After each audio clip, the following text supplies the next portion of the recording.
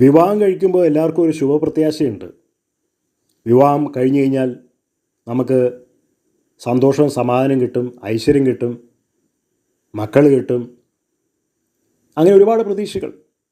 വിവാഹത്തിന് മുമ്പ് സ്വതന്ത്രമായി നടന്നിട്ടുള്ള പല ആളുകൾക്കും തുറന്നു പറയുകയാണെങ്കിൽ വിവാഹത്തിന് ശേഷം ഒരു സ്വാതന്ത്ര്യമില്ലാതെ കൂട്ടിലടയ്ക്കപ്പെട്ടിരിക്കുന്ന കിളികളെ പോലെയാണ്. അത് ആണുങ്ങളും അങ്ങനെയുണ്ട്, പെണ്ണുങ്ങളും അങ്ങനെയുണ്ട്.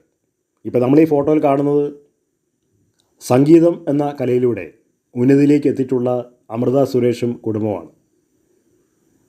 അവർ വിവാഹം കഴിച്ചു, വിവാഹമോചനം പ്രാപിച്ചു. അവരിപ്പോഴും സന്തോഷമായി ജീവിക്കുകയാണ്. അവർക്ക് അവരുടെ ലോകത്തിൽ ഒരു സന്തോഷമുണ്ട്. അവർ വിവാഹം കഴിച്ചത് ശരിക്കും പറഞ്ഞാൽ ഒരു വേസ്റ്റാണ്.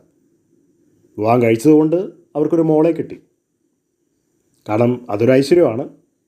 പക്ഷെ അവരുടെ കുടുംബജീവിതം 100% പരാജയമാണ്. വിവാഹം കഴിച്ചിട്ട് കാര്യമില്ല, നമുക്കതുകൊണ്ട് സന്തോഷം സമാധാനം കിട്ടണം.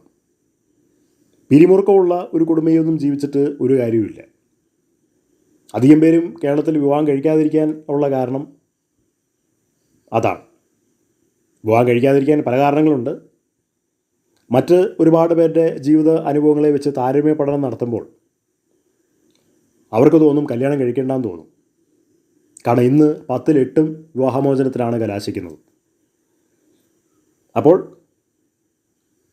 വിവാഹം കഴിക്കാതെ തന്നെ സന്തോഷം നമുക്ക് സൃഷ്ടിക്കാൻ പറ്റുമെങ്കിൽ ഏറ്റവും നല്ലത് അതാണ്.